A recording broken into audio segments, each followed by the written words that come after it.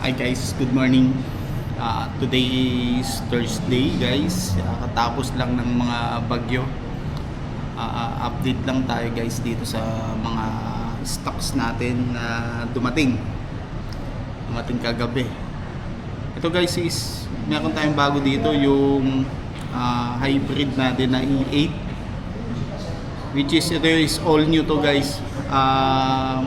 Yung E8 is ano siya guys, MPV variant. Tapos ang price range niya guys is 1.9 1.980 85, I'm not mistaken, ganun. Tapos guys, ito papakita ko lang sa inyo kung ano yung meron dito sa unit na to. Ayan, samahan niyo ako guys.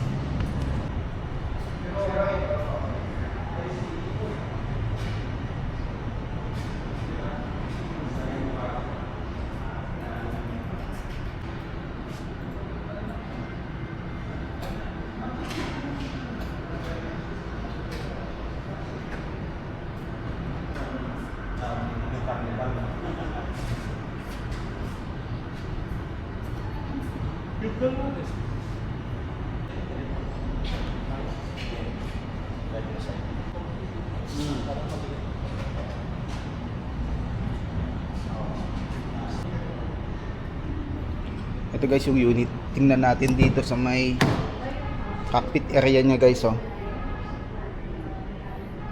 Ang una ko napansin dito guys is yung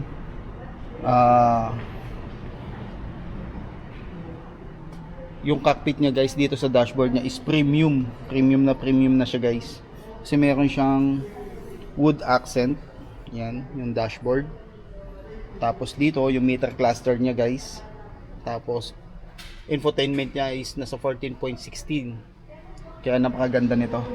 Tapos dito sa may door sidings is ito, meron siyang mga naka-leather na siya. Tapos breathable na rin. Ang maganda kasi dito pag breathable ka, hindi siya masyadong nagmo-moist. Ayan, lalo kung mainit at saka malamig yung panahon. Ayan. Dito naman sa may manibela, yan, ganda ng positioning naman niya guys. Dito ako nagandahan sa lahat, which is ito yung bottle holder niya, nakatapat guys dito sa may aircon vent. Kaya kung meron kayong mga bottle tapos ilalagay mo dito, at the same time, dalawa yung purpose niya, nalalamigan na rin yung water natin. Yan, yan. Actually, ito magkabilaan yan guys, pati yung sa kabila, ganun din. Yan. 'Di ba? Napag-isipan talaga na maayos. Tapos dito may mga lagayan siya ng mga cellphones, mga ganyan guys, ito. Tapos dito aircon vent. Yan. Tapos meron siyang console dito. May takip din 'yan. Yan. Yan. Pupush mo lang siya. Tapos pag isasaka, push mo lang din. Marami siyang storage to. Tapos dito wireless charging, yan. Equip na rin siya ng wireless charging, maximum of 50 watts. Tapos dito yung shifting park mode, ito is start up. Tapos yan, electronic parking brake. Tapos dito dalawa yung size nung bottle holder niya. Isang pang coffee at saka isang pang water. Kasi yung pang coffee medyo mababaw siya guys. Dito naman is sa kabila is mas malalim.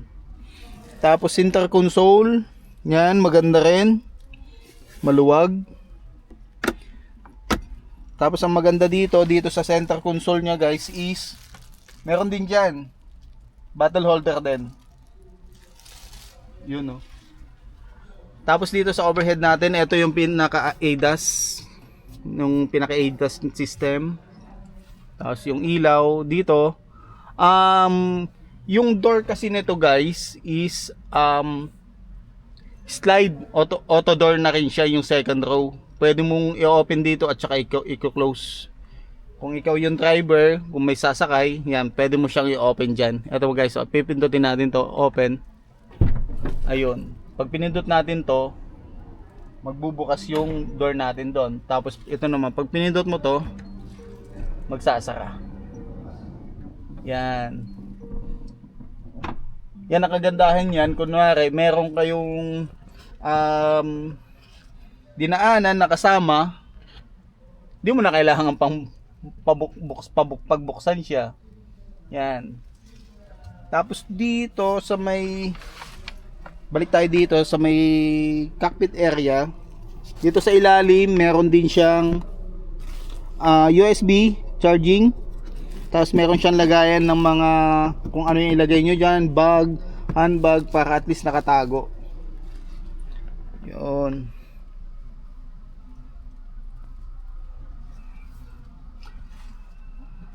Yun guys, tingin tayo dito sa may second row. Yun guys, try muna natin pala bago tayo pumunta dun sa likod, sa second row. Check natin yung instrumental. Ito yung infotainment nya guys. Andito na lahat din yung mga, parang same lang din naman lahat ng mga ano natin, ng mga unit. Andito, tailgate, lahat. Car control, nandito na lahat. Driving mode. Yan. Tapos dito, check natin. Home. Yun, oh. Yan. Yun. Lighting system. Actually, ang kagandahan kay ano, kay JAC guys, dito sa infotainment niya, almost same lahat ng mga units ng JAC. Kaya hindi ka na mahirapan kunwari second car mo ng JAC to, yun. Isa lang sila guys. Ayan o, nandyan na lahat. Ayan. Tapos dito, yung massage. Meron pala tong seat massage guys ha. Isakada natin. Ayan guys. Yun. Meron siyang seat massage. Ayan. Second row, left and right. Ayan, ang kagandahan yan. Second row, ibig sabihin guys, dito yan ha. Sa may, dito. Sa dalawang captain seat na yan. Yan. Ventilation, meron din yan. Yan. Ito naman, yung pwede ka kasi mag-set ng dalawang nakaset ng upuan. Pwede mo siyang iset ng hanggang 3. Yun. Yan. Diba guys? Tapos 360 cameras. Yan guys, oh. Kita nyo yan. Ang linaw niyan guys. High definition yung camera niyan. Yun. Yan, 360. Ayun, oh. Wide angle. Yan. Kita mo lahat. Yan, sa likod, ito makikita mo lahat. Tapos titignan mo kung ano yun mas gusto mong tignan. High definition ang kagandahan ng camera nito guys. Tapos accessories. Ayan. Ito yung mga yan. ADAS, kasama kasi sa ADAS yan. Tapos dito tayo sa may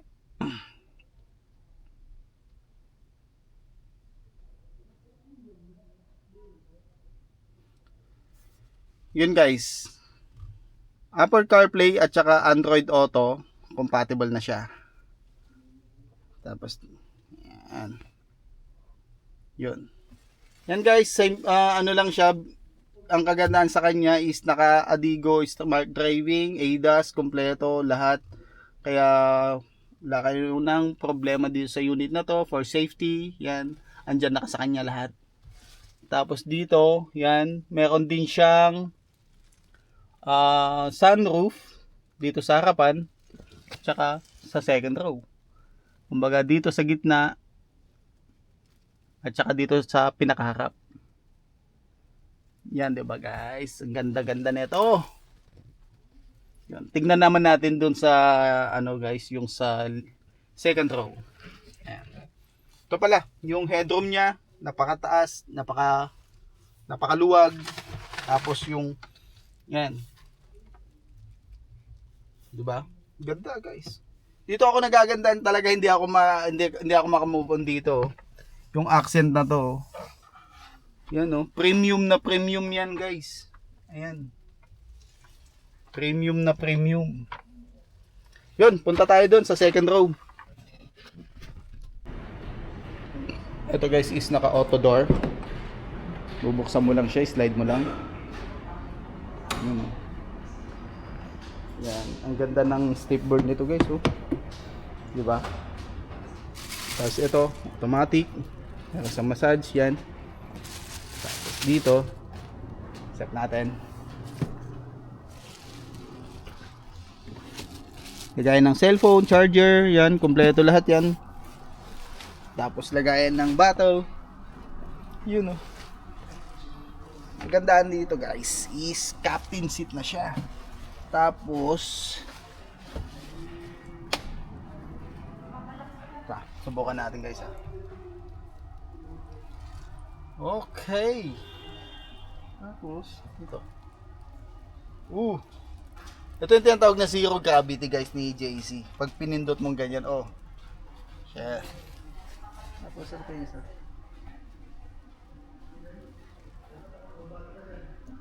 Diba? Babalik. Pindot. Isang pindot lang siya guys, oh. Yun, oh. Ganda ng form niya, oh. Sarap. Siyempre, sarado natin ito para.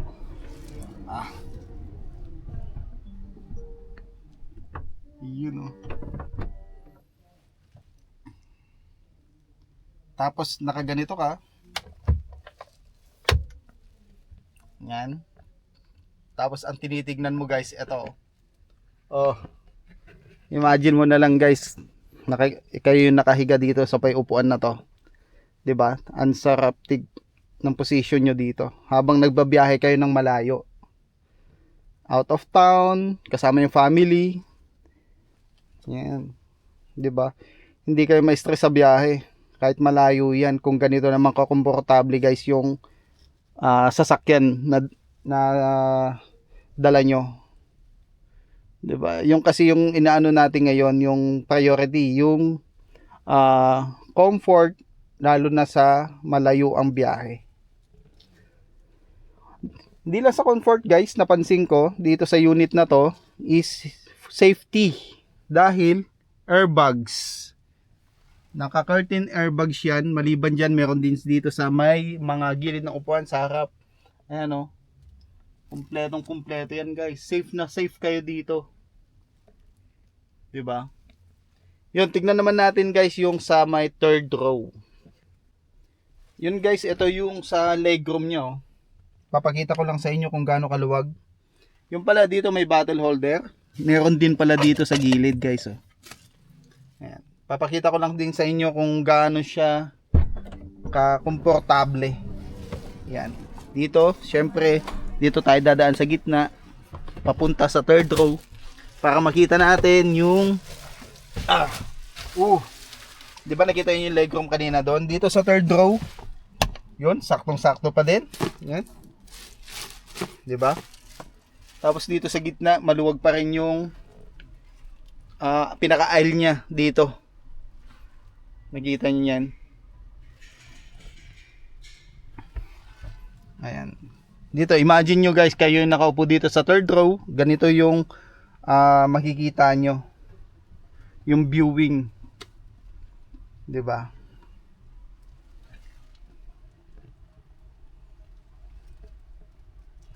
Yun, oh. Tatlo pala dito sa guys yung dito sa third row, tatlo. Tapos hindi lang 'yan, ang kagandahan dito sa third row, may papakita ko sa inyo. Yan, punta tayo dito sa pinaka tailgate, guys. Oh. Diba? Dali lang. Ay, papakita ko lang sa inyo sa tailgate.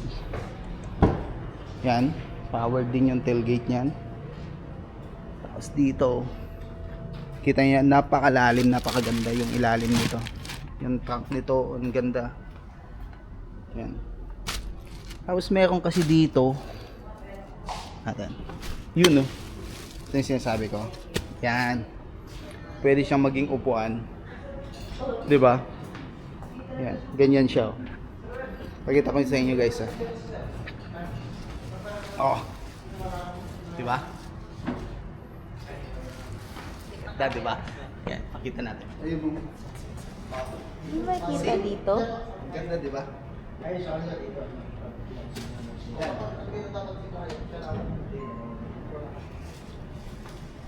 Meron naman po ano to? Oh. Okay yan.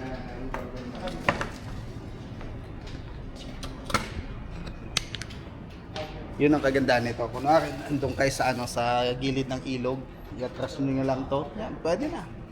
Pwede na kayo mag-camping dito guys. Oh. Para may bubong na siya. Hindi na masyadong mainit dito. Tapos habang nakaupo kayo dito, tapos meron kayong lamesa dyan.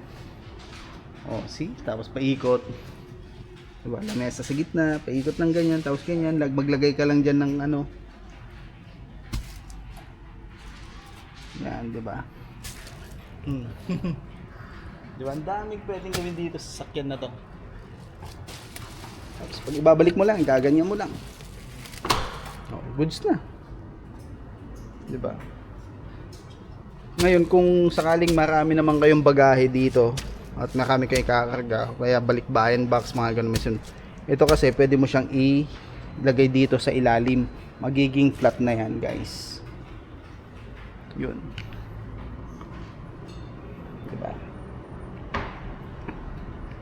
Yun guys, ang kagandahan dito sa E8 na HEV is hindi ka na magwo-worry na malobat kung sakali po nasa, yun nga sabi ko sa inyo, nasa province kayo at bigla kayo nalobat or mababa na yung battery, hindi kayo magwo-worry basta may laman guys yung tangke nyo ng gasolina.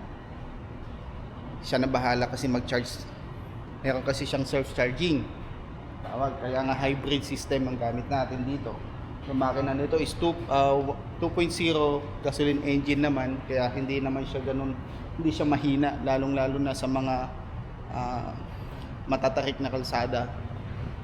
O kaya pupunta kayo sa mga sa katulad yan, Baguio, Tagaytay, or kung saan man sa Sagada, yung mga mabubundok, kayang-kaya nito. Kasi 2.0 yung makina eh. Tapos yung electric motor naman nito, alam ko 175 watts, I'm not mistaken yung ano yan, yung wattage, kaya malakas guys. Yun kung sakasakali guys na interested kayo dito sa unit at gusto niyo makita muna, syempre gusto niyo explore muna yung unit bago niyo bilhin, meron tayong display dito at saka stock dito sa may JC Quezon Avenue. Yun. Next time na vlog naman natin itong bagong ito, si GN8 Executive, tsaka itong bago din na GN6.